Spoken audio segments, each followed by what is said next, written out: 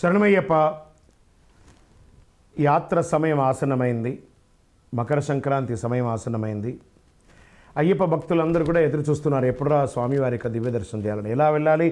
భోగికి ముందు చేరాలి, మకర సంక్రాంతి చూడాలి, చాలు చాలు మనకింకా వలదు వలదు ఇక జన్మ.